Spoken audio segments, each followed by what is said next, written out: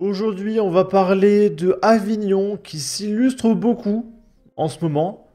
Et je rappelle, Avignon a pour député Raphaël Arnaud qui a menacé de mettre une balle dans la tête d'Alice Cordier. Et Avignon est en train de tomber complètement. Avignon, 4 blessés lors de fusillades dans 2 quartiers différents de la ville. Des échanges de tirs ont eu lieu dans la nuit de samedi 15 au dimanche 16 février aux alentours d'une heure du matin, dans le quartier de la Barbière à Avignon. Une personne a été blessée et conduite à l'hôpital. Une heure plus tard, vers 2 heures du matin, dans le quartier Saint-Chamond à Avignon, de nouveaux échanges de tirs ont blessé cette fois 3 personnes. Avignon, vague de violence à la Barbière. 3e fusillade en 24 heures. 2 blessés graves. Et attention, c'est pas les mêmes articles. Hein, là, c'était le 16 février. Il y a eu 4 blessés. Et là, c'est le 17. C'est le lendemain. Encore une fois, en 24 heures, il y a encore eu 3 fusillades. Hein, d'accord? C'est sur 2 jours différents, tout ça. 2 hommes ont été pris pour cible, dont l'un est décédé peu après à l'hôpital. Selon la Provence, une nouvelle fusillade a éclaté ce lundi soir 17 février, avenue de Richelieu, dans le quartier de la Barbière à Avignon. 2 personnes ont été grièvement blessées et sont en état d'urgence absolue. Cet incident survient à peine 24 heures après 2 autres fusillades survenues dans les quartiers sud de la ville, faisant 4 blessés, dont un adolescent de 15 ans. La police privilégie la piste d'un règlement de compte lié au trafic de stupéfiants. Sur place, les forces de l'ordre ont retrouvé des dizaines de douilles et la circulation du tramway a été interrompue en raison des tirs à proximité d'un arrêt. La division du crime organisé et spécialisé a été saisie de l'affaire. Avignon, mise à jour, un blessé est décédé, une centaine de douilles ont été retrouvées sur les lieux de la fusillade. Et je pense qu'il va me rediriger sur le même article. Ok. Et là, c'est Raphaël Arnaud. Oh, il fait un hommage. Il condamne avec la plus grande fermeté. Nouveau drame à Avignon. À la suite de fusillades faisant 4 blessés ce week-end, un jeune homme a été tué hier soir par balle au quartier de la Barbière. En fait, je pense que Raphaël Arnaud, pour qu'il soit ému par la mort d'une victime, il faut que ce soit un dealer. Parce que si c'est Louise, Thomas, Nicolas, il s'en fout. Par contre, si c'est un dealer qui se fait plomber dans son quartier, là, il a droit à la parole de Raphaël Arnaud. D'accord? Toute ma solidarité pour les familles des dealers et habitants du quartier qui subissent de plein fouet ces horreurs. Ces violences sont le fruit de plusieurs années de politique. Oui, la tienne. Qui paupérise toujours plus de segments entiers de la population, et particulièrement la jeunesse dans les quartiers populaires. Après, ton but, c'est pas de légaliser les stupéfiants, Raphaël Arnaud? C'est un peu leur copain, non? Servant sur un plateau la possibilité au trafic de stupéfiants, symbole du capitalisme. Mais tu veux légaliser? T'es un capitaliste, Raphaël Arnaud? Le plus débridé, de s'imposer comme mode d'organisation économique parallèle.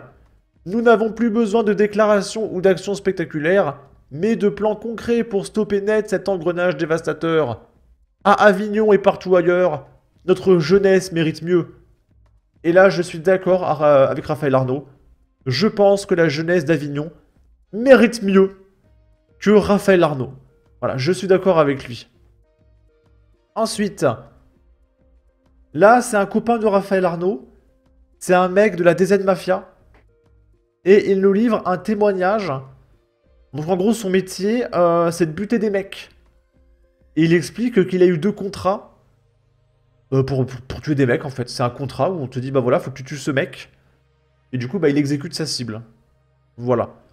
Après, je sais pas, hein, peut-être que la France Insoumise veut également légaliser la traque d'êtres humains.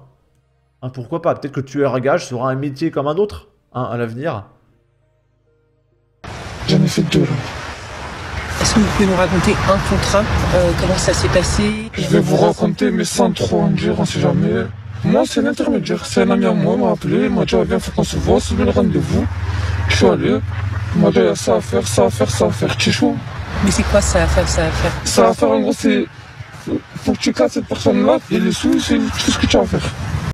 Donc, je répète, il a dit ce qu'il a à faire, c'est cette personne, il faut que tu ailles l'éclater. C'est normal. C'est tout à fait normal.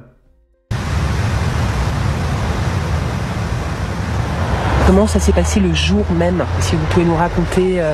Je vais pas vous raconter la date ou les trucs et tout. J'ai récupéré la voiture, je suis arrivé, j'ai ouvert la portière de l'arrière. Je me mets pas devant. Pour que les voitures qui arrivent de face, ils me voient pas. Je me suis mis derrière. On est arrivé, j'ai ouvert la portière, je suis sorti. J'ai parlé mal. Je l'ai chargé et j'ai tiré. Mais je sais que j'en ai eu. Alors quand il dit j'ai chargé et j'ai tiré, c'est parce que le mec, il a une calache sur lui, regardez, sur les genoux, sur les cuisses plutôt. Voilà, puis il discute avec la journaliste avec un fusil. C'est normal. Peut-être que pour arrêter ça, il faudrait légaliser les mises à prix. Direction l'autoroute. J'ai brûlé les affaires, sauf ça, je l'ai pas brûlé, je l'ai gardé en cas de... Si demain ou quoi j'ai un problème, c'est que je serai de côté. Alors quand il dit ça, c'est le fusil. Donc voilà, s'il a un problème, il sait qu'il aura un K-47 pour aller plomber des mecs, genre des policiers, des rivaux. Alors c'est pas des rivaux, ce sont des concurrents économiques. Voilà, pour la France insoumise. Et on va terminer avec ça. Donc c'est un mec qui s'est filmé dans le cimetière de Jean-Marie Le Pen. Et il cherche la tombe de Jean-Marie Le Pen pour aller l'éclater. Que c'est devenu une mode d'aller éclater la tombe des morts. Il va venir. Jean-Marie Le Pen, je t'attends ici là. On m'a dit je vais venir ici, je t'attends. Toi, je vais te faire du sale. C'est où là? Ils sont là-bas. On y va. Voilà. C'est génial. C'est quand même cool d'aller dans des cimetières et éclater des tombes. Finalement, on va faire un petit dernier article. On est à Évry et il y a un mec de 18 ans qui s'est fait planter pour son téléphone portable par 3 mineurs âgés de 14 à 16 ans. Après la mort d'Elias, tué pour son téléphone portable lors d'une agression vendredi soir à la sortie de son entraînement de foot à Paris, un autre jeune homme de 18 ans a reçu ce dimanche un coup de couteau dans des conditions similaires. Le jeune homme se trouvait à la patinoire du spot lorsqu'elle a été prise à partie par 3 personnes qui voulaient lui voler son téléphone portable. Ils lui ont demandé quel modèle il avait, détaille une source policière. La suite se déroule dans le huis clos des toilettes du centre commercial. À l'abri des regards, un des agresseurs se fait plus insistant et sort un couteau. Lorsque ce dernier tente de lui porter un coup, la victime se protège et se blesse à la main gauche. Voilà. Sur ce, n'hésitez pas à donner votre avis, votre opinion, à partager, liker, commenter, ça aidera au référencement de la vidéo sur YouTube. Abonnez-vous, suivez-moi sur Twitter, prenez soin de vous, salut!